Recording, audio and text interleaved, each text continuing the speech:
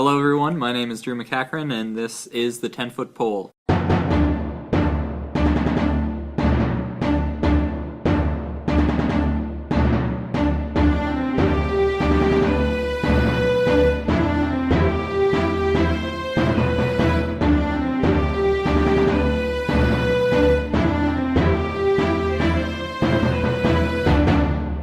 Thank you to Joseph Ong for our intro song. Student council elections are upon us and coming up quickly. Voting takes place on March 8th and 9th through your campus login next week, and students are quickly deciding where to place their votes.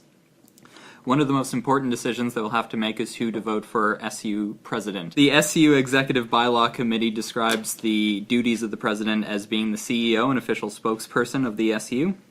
They chair and draft the agenda for the executive committees, new initiatives and future directions committee, and the budget committee.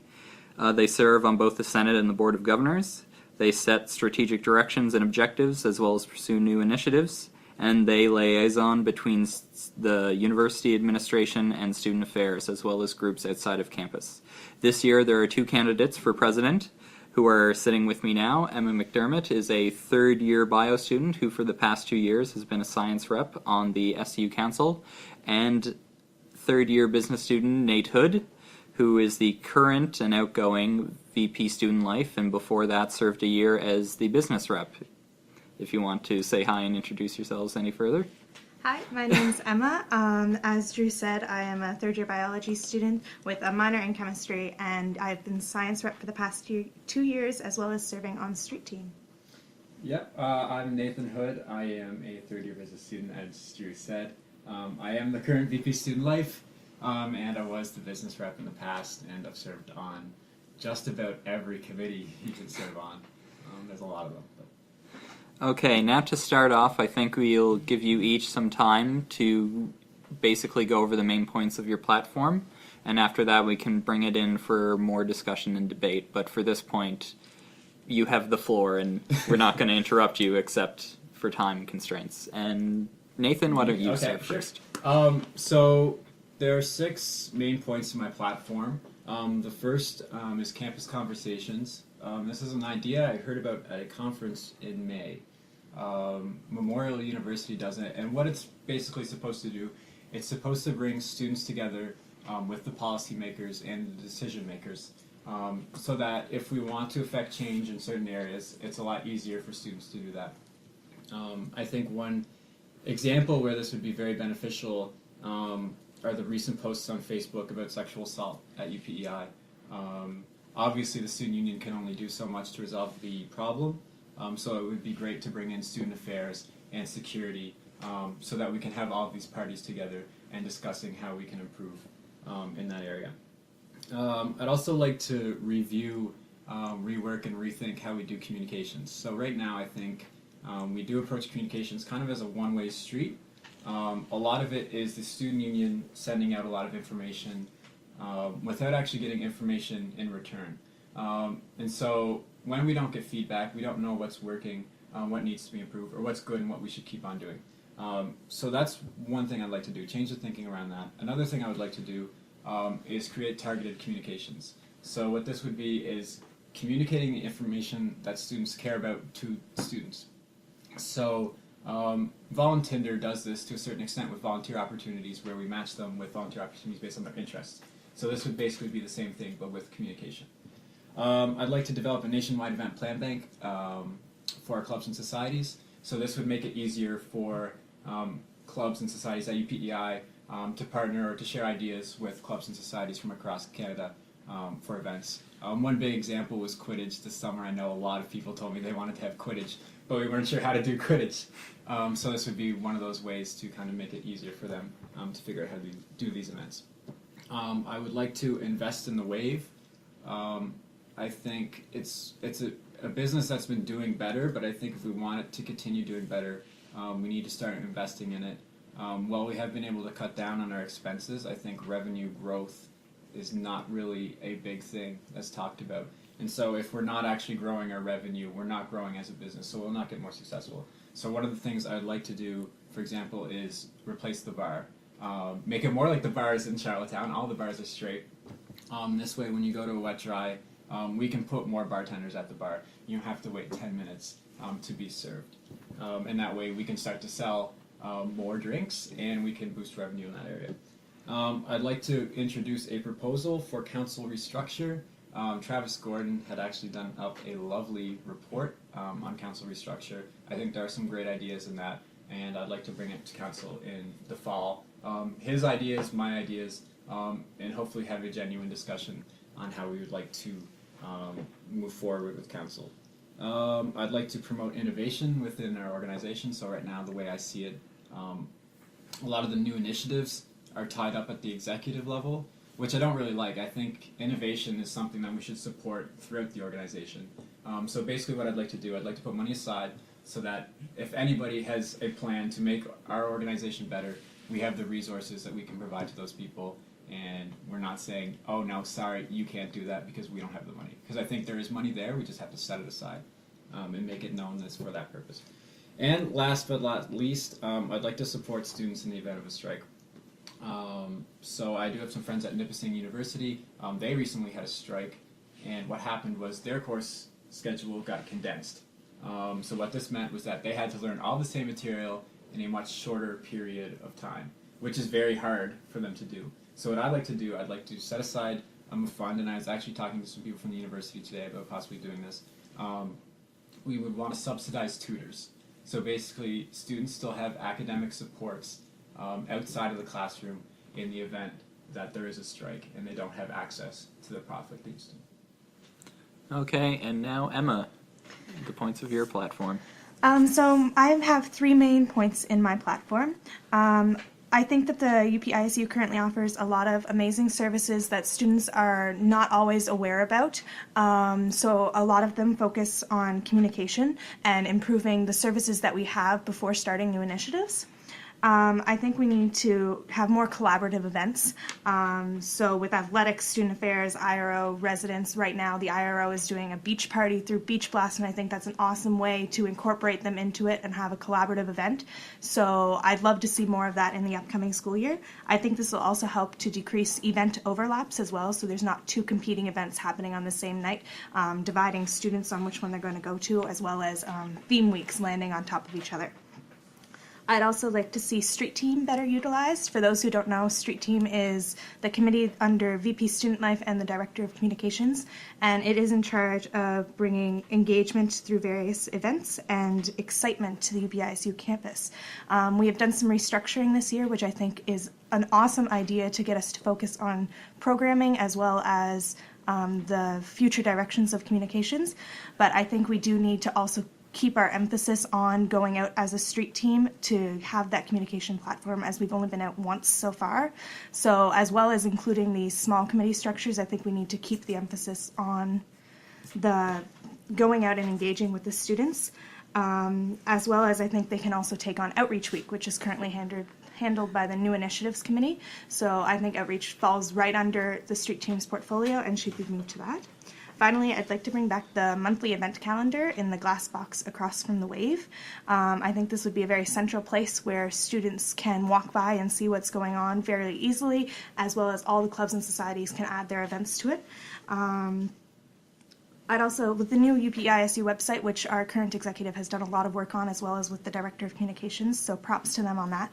But I'm very looking forward to being able to use that to display a graphic of this monthly calendar, almost similar to what's on the UPEI website now, as well as add our events to the UPEI event calendar. Okay, now that we've heard the outlines of the platforms, it's time to come back to a discussion. Maybe one thing we can do to get it going is, at least personally, listening and reading both your platforms, it seems to me as if one key distinction between both of you as candidates is this issue of reforming council. Because I know Nate has made restructuring and reforming council a significant portion of his platform, whereas Emma, I know, and actually you have your platform right here, in your platform, you actually state outright your platform focuses on the improvement of the services we are currently offering before starting additional new initiatives. So maybe I can throw that out to you two to discuss why you think the basic structure of council in the SU is sufficient, or why you think it's not sufficient. Does anybody want to take that up from the start? Well, I mean, I think council restructure has been something that's been talked about for a while, and it's just not something that's come to council. When Travis's report came out, and for those who are listening and aren't familiar with Travis was the VP academic and external for 2 years. You know, there are a lot of good ideas in the plan to make it better, and I think a lot of the people that he interviewed who provided their opinions provided opinions that are similar to what I find. Where, for example, they said that you have people who are basically there to just take up a seat. You can have a council meeting where less than half of your council speaks. So is that effective representation? And I mean, I guess that, like, to me, that's one of the things that just frustrates me a little bit with council, where we do have a lot of people on there, but it's when do we hear the student voices? Because we're not talking. So are you representing your students? I mean, also council is supposed to keep the executive accountable. When executive evaluations didn't happen, council hardly batted an eye. Now, I think this is something that you can do. I mean, I'm very glad that Dana did the counselor transition program. That's something I'd like to work on. But I mean, I know from my experience doing the future executive development program, it's a lot easier to train people when it's a smaller group. Plus, I think council is going to grow in the future anyway, because you're going to have school math that's coming. There may be a new school coming out of arts, I believe, unless they're making it a program. Not sure yet. But I think council is going to grow in the future. But I think at a certain point, it's just going to become so big that it's just not efficient anymore. Do you have any response to that? I definitely wouldn't say I'm against restructuring of council. I could definitely see the positions of Senate and Board of Governors maybe being assigned to current elected representatives from faculties to help decrease the size a bit, but I definitely wouldn't want to see any decrease in representation to go from like 3 to 1 science rep by any means. Right now there's 3 science reps currently, and I definitely couldn't be doing this without them. We have Tate, who reaches out she's in the Applied Human Sciences program, so that brings that new perspective, and she can communicate with that group of students, because I don't think I ever hardly see them on my daily today. And Sarah is in the biology building a lot more than I am, so it brings a new perspective, and it's easier to do the outreach part of it, because I think representation doesn't always mean stepping up in council. It's also getting the word of what happened in council back to your students. So I definitely think that the current, I think it's 400. Yeah, for every 400 students, it's 1 counselor for each faculty, and I definitely support that fully. But I can see some restructuring happening with moving Senate positions to senior counselors, kind of thing. Yeah, and I mean, I had talked to Travis over the summer about it too, and that was one of my things, right? I think you could move to a cabinet system almost, where, for example, health and wellness, who is the constituency of health and wellness, you're basically supposed to be representing 4,000 students very hard. I think you could attach it to another rep on council, and it's the same with Senate, and that way you could actually streamline representation. So, for example, there are 3 or 4 reps that we represent for Senate. So you could place those on the faculty reps. So basically now you are a faculty rep, but you're also their rep on Senate. So instead of it being, okay, I'm coming to you as a faculty rep, and now you as a faculty rep have to go to the Senate rep, and now the Senate rep has to go to Senate to present your ideas, you could basically streamline it. Okay, great, I understand your concerns, now I can bring it to Senate. The only other concern I could see with the restructuring of council, we'd have to do some shifts in our bylaws of committee structure. I know right now street team is supposed to have up to 7 counselors, but if we do decrease and lose those Senate and Board of Governors positions, we'd have to change that, and we'd definitely be looking for more student volunteers, so I could see it as being a way for more students at large to get involved to fill those seats on those committees versus just being counselors. And I think that'd be good. I mean, we do need to get more volunteers, and this year's been good. We've had a lot more students at large, I've found, which is great. But I mean, the bylaws, like, that's just a detail, really, at the end of the day. We can always figure that out. So. Following from that, it seems a lot of this discussion about restructuring council has a lot to do with the issue of communication, which is something both of you have put forward in your platform. Maybe Emma could start first if Nathan started first last time and elaborate a little bit more on how you plan to reach out effectively to students and other parts of the campus community to engage effectively. Yeah, so communication is definitely the biggest point of my platform. All three of my ideas kind of all stream back to communication being the issue. One of the biggest red flags I've seen this year is that we had 0 people nominate themselves to be on grad class executive. So that's absolutely no grad students were interested in being on the grad executive this year. I see that as being a red flag, and that definitely shows that we need to improve our communication methods. To reach out, I definitely think that we should have the grad executives were advertised with the remainder of the elections, so it kind of looked like, oh, this is all for next year, like let's not look at that kind of thing. I definitely think we should target groups with communications, so send out an email to graduating students if that's possible to say, hey, look, we have grad executive coming up. To say, oh, this is an event science students would be interested in. Let's put extra posters in the science buildings, as well as all the other buildings as well, but put an emphasis on the groups that would be interested in these kinds of things. So are you saying that a lot of this, I'll be fair, I can call it apathy on behalf of many students, would you say that that's the result of how the SU tries to reach out to students, or is it more kind of a structural thing in how the SU relates to students? And there is a blurred line between those two, but I think that they are a little bit more distinct. And what would you say is more responsible? Can you repeat the question one more time? Okay, so if there's an issue with communication, I think it's important to ask what is the result of the apathy in students that makes it so that 0 grad students would step up? Is it merely the result of the strategies of communication? So is it just the fact that the SU needs better strategies to reach out to people, or is it the result of how the SU itself is structured and that it doesn't promote engagement with the current makeup of council or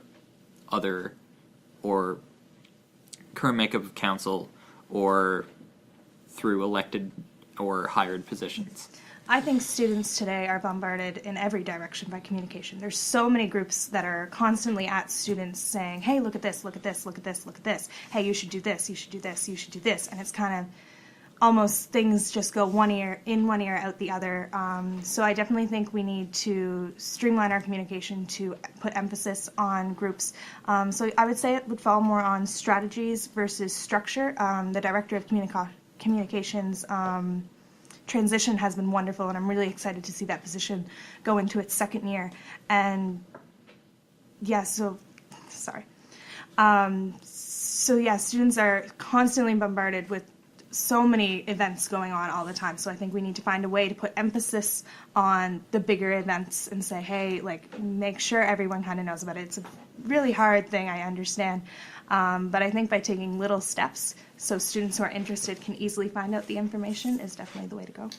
Well, Grad Week, I mean, I'm the VP Student Life, so I have to help out with Grad Week. I don't think it's that there's a lack of information that they don't know about it. What I've seen, I've had a few students actually tell me that they were interested in helping out with Grad Week, but it was a question of how involved do I want to be.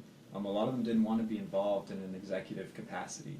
Now, maybe it was a little bit of a bad thing on our end, because I think if you look back at who the traditional grad class executives were, they were all student union executives. So then maybe people felt like, well, you know, I could run, but I probably won't get it because I'll just lose it to an SU executive. But I mean, what I'm seeing is that, you know, they want to participate, they just don't want to participate in an executive function. So from my perspective, what we have to do, I don't think we can just come out and say that's a bad thing. I think we have to facilitate their participation or their involvement in it, which is something I have it on our exec meeting agenda, so we're going to be looking at it. But yeah, even communication, I think the problem, I guess, overall is that we tend to say communication is not working, let's do something, let's do something, let's do something, rather than taking the time to stop and think what fundamentally is wrong with the communication that we're doing. Why don't students seem to be getting the message? And I mean, it's like I point out in my platform, like a lot of it is kind of just one-sided communication where we're not really taking in as much information from students as we could. Or we're bombarding them with information that they don't care about. For example, wet dries, you can sell 1,000 tickets. So that still leaves out 75% of the student body. And maybe they don't care about big events. Okay, well, let's find out what they care about. Maybe all they care about is SU jobs. Okay, great. So all we want to hit them with SU jobs. And I mean, you can do that. And it was like I was saying earlier, volunteer matchmaker is the same deal. So basically, we could come up with a way to find out what information students care about and then send them that information. And that way, if they know that they're getting information that they care about, they're more likely to pay attention to what we're telling them. And you'll ultimately see improved results with communication. Do you have anything to respond to that, Emma? No? Okay. Maybe the next thing we can move to is relations with other campus groups. So as I pointed out in the bylaw, it actually specifically points out student affairs as one group the president is supposed to liaison with, but there's other groups on campus, the IRO, for example, for international students, or can't think of any else on the top of my head. Yeah, alumni. Athletics and rec. Yeah. Athletics. Residents could also be considered. So maybe we can move on to there and talk about ways in which you can engage with those, or what kind of form engagement would take. Maybe go back to Nathan. Yeah, so, I mean, I try to engage with a lot of these groups. For example, even today, we had our Future Executive Development Program workshop on fundraising and sponsorship, and we had alumni in. So it's great that now these first-year students are getting involved, and that they're meeting these people from alumni to kind of figure out, like, okay, this is what this department does on campus. Another initiative that we're working on right now with clubs is basically a branch off of the SHARE program, which is students hearing about real experiences. So we're collecting the student ID numbers of graduating club executives so that now we can send this information to alumni, and that if students want to get a past society member in or someone in their field, now they have access to all the people that graduated from here that were club executives, so they can bring them. So that's one thing we're doing with alumni. Student affairs, I mean, Dana has his bi-weekly meetings with student affairs, which is really great. And I mean, you can talk about so many different things, right? Whether it's the sexual assault workshops that we did earlier this year. One thing we're doing right now with Res actually is Keep It Social, which is a campaign on responsible consumption. So there's a lot of different areas, or a lot of different initiatives that you can work on with these other groups, because we all kind of share the same mandate to a certain extent, which is to improve the experience for students. So. I definitely agree with that. I think that relationships are one of the most important parts of this student union. We're here representing the students, and the students are all a part of these groups. So we should definitely have strong, positive relationships with all of these groups. I think the bi-weekly meetings is a wonderful idea and definitely need to be continued, or possibly even more frequent if it fits for scheduling-wise. Just to communicate with them to make sure they feel like they're being heard, and so we can communicate our ideas with them. Feedback is wonderful, and to ensure like that events aren't overlapping. I think that's one of my points of my platform, to try to coordinate around what they're doing. So yeah. Just on that, I will say, having done events for a year, it can be difficult to make sure that there are events that overlap. For example, I know AUS and Beach Blast are on the same weekend, and I've had people harping on me for it for weeks. But what had happened, actually, I had scheduled it for next week, and Mental Health Week was like, we would like to do our week this week. Would it be possible for you to change your event to the week before? And so I said, you know what, okay, fine, we can do that.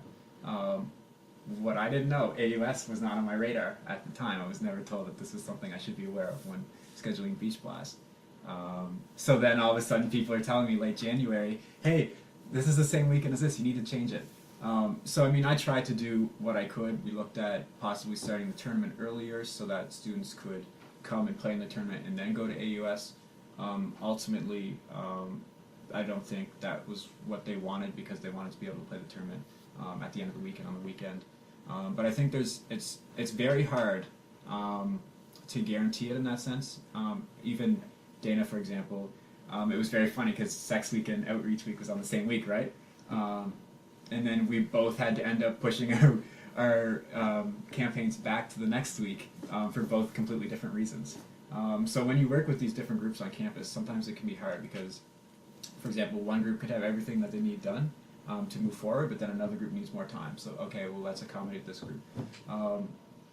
So I agree. I totally. If we could stop overlap, it would be great. But sometimes they're just factors that you can't control that ultimately lead to it. And it's definitely nothing against you or any of the other executives for this happening. Like, it was a freak kind of thing that AUS and Beach Blast fell on the same weekend. It just turned out that way. But I definitely think for the future we need to say, okay, so when planning Beach Blast, watch out for this event, this event, this event, and kind of keep track of what events usually happen when. Yep. So it's like, okay, Relay for Life happens at the end of January, Beach Blast is going to be in March, AUS also happens in March, and just kind of to coordinate that way. But yeah, this year there was definitely nothing that could be done to avoid that. It just kind of happened. Okay, maybe now on to the wave, because I know we touched upon Emma's platform point about increased communication, so maybe it's time to move on to Nathan's point about the wave, which is something that we don't usually hear about on campus. Maybe we can discuss the wave and talk about what your strategy would be to help it if you think it needs any massive changes in strategy or any intensive input by the president, or if you think that taking into account the increasingly decreasing budget deficit that seems to be pointing eventually towards a budget surplus, if we need any drastic action or if it seems to be on the right track as is. And maybe since Nathan started with the last one, Emma, do you have anything? So this year, council put forward a motion to have a consultant come in to do the wave, to kind of look at it as a restaurant, and I definitely think that that should be done before moving forward for any plans. I'm not against any renovations. I think that things could be done, but I also think a coat of paint isn't going to bring students in, so I definitely would want to hear from the consultant and their opinion and their expertise on what would be worth putting the money into in the wave. Because as I said, paint probably won't help, but the new bar idea might help to bring increased revenue. So I would definitely want to have the expertise of that consultant, and that's a motion that was put forth this year and is in the works. So yeah. Yeah. I mean, they don't have to happen at the expense of the other. We can do the consultant, and then we can see what we'd like to change. I think the wave is something that we've kind of it's almost been on autopilot to a certain extent, where we see that it's doing better, but I feel like we're not doing enough to make it keep doing better. I've looked at the financial statements, and the thing that concerns me the most, or at least the budget reports from the wave, is that we are cutting expenses, and that's good, but revenue generally is not going up, and if it's going up, it's just by a little bit. That's the scariest thing for me, because this year, for example, we cut a lot of our expenses through wages, except if you pay attention to the news, you know that PEI is the province with the largest wage growth, and we're still expecting 2 more minimum wage increases before the end of the year. So what that means is that now all of this money that we've cut from wages is going to start to trickle back in. Plus, just with inflation, I expect expenses to go up because that's the typical thing that happens. So that if we're not increasing our revenue, if we're not actually growing we may be falsely thinking that we're really improving, which, I mean, we are to a certain extent, but if we're not growing our revenue, if we're not bringing more people into the door buying things, we're never going to get better. So I do think we have to fix the wave to a certain extent. We do have to fix the bar. If you go to any bar in Charlottetown, they're all straight. Ours is curved for some reason. And now you have to go to a wet dry and you have to wait 10 or 15 minutes to get a drink. When you could make it straight, you could add an extra bartender because you don't have to lose all of that space. I had an event earlier this year where a songwriter came in and his agent was kind of joking with me about the sound system because we had a speaker that didn't even work, which kind of ruins the experience for the show. I mean, the lights we have the program we use to do the lights is older than I am. At least it looks like it's older than I am. But I mean, you look at other bars and you say, well, you know what? Their lights, they're okay. They're not super incredible. But what if the Wave, we said, this is the place where you had the best lights, for example? Because that's the thing with business too, right? Like, you have to figure out what is your unique value proposition. What can the Wave offer that no other bar can offer? And I think that's the direction we have to start. When we have to start thinking about that, we have to start fixing the fundamental things. And I mean, like, theme nights, for example, is a good way to start moving forward into new ideas, because you're not going to have a Drake night in Charlottetown. You're not going to have a Beaver Fever night in Charlottetown. So it's moving into these new ways to increase revenue, so ultimately we can get closer and closer to profitability and hopefully reach profitability. Yeah, I think the theme nights have been a great addition to the Wave, and I'm so excited to see what the next VPSL starts to do with those and what other cool nights they'll bring forward. My only concern would be I would hate to see us putting an excessive amount of money into the Wave if it's not going to work, kind of thing. So I would definitely keep with my stance of we need to have the consultant come in to help us decide which are the right ways to spend the money, so we're not wasting students' money on something that might not work. I'd like to have the consultant's expertise of, yes, this will work to increase your revenue, so yes, improve it. Well, I'd actually say that, curiously enough, the last reno we did was about $55,000 to fix the kitchen, because it was, basically our kitchen was a closet instead of an actual kitchen. We fixed the kitchen, so I looked at the draft financial reports. Bottom line improved by $52,000 in 1 year. Plus, where is the revenue growing? Revenue actually went down with drinks, but revenue actually increased with food as a result of the kitchen rental, because now we can sell new things. It's easier for us to hold those. And that's where the idea with the bar comes in. It's not going to be crazy expensive. The quote I've heard is about $20,000. But right now, we have wet dries where we're basically bottlenecked at the bar. We cap out at about $7,000, a little over $7,000. We just cannot sell any more alcohol because we just don't have the people because of the size, and it just takes too long, so people sit around and leave. So there are operations, things like that you could improve, which basically guarantee, it's like insulation. It's guaranteed to make you money over the long run. And we're just about out of time, so I guess we should wrap up with one final topic, one that I don't think has been discussed too much, and that would be... Surprises. That would be tuition and Okay. basically advocating on behalf of students with the faculty. Mm-hmm. Just recently there was the 22% increase in the international student fee by the Board of Governors, and I know that despite the fact the president, as a member of the Board of Governors, voted against it, it still went up. So I'm wondering, what would both of you do if you were president in order to try to promote or improve among the administration the importance of not increasing tuition, or ways that you could try to more effectively advocate on behalf of students regarding financial issues?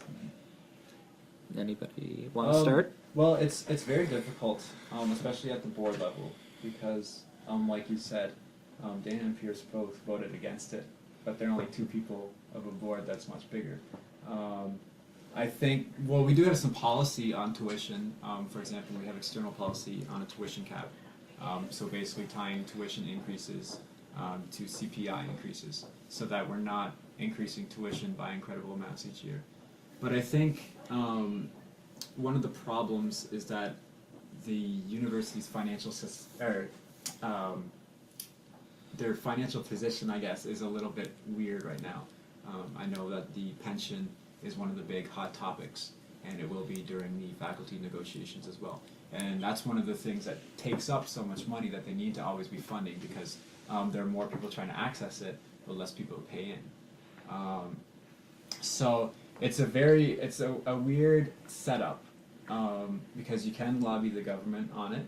And I mean, we've done that with the multi-year funding agreement as well, where we want to know how much money are they going to be providing to the university so that we can plan for our tuition.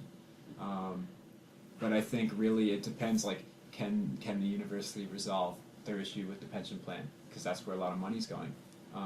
Can we get the government to provide a larger operating grant to the university so that they don't need more in tuition money each year? Yeah, so as Nathan said, we have external policies already, and John Ricks, our VP Academic and External candidate, he has some awesome ideas for tuition, one that he released today on his page. St. FX is currently doing it, I believe he said. That was anything above 5% needs to get approved by the student body, and that's something that he wants to work on for next year, so I think that's an amazing idea and would definitely support him in that if he's elected as well. Okay, and with that, I think our informal candidates debate comes to an end. Thank you, Nate and Emma, for participating. And everybody vote on your campus logins March 8th and 9th. Yep. Election results March 9th? I don't know when. Yep. 8, 9? After trivia or something. Yeah. Yeah, and candidates debate is Wednesday in the Wave. Yes. At 9. Okay, so everybody, thank you for listening.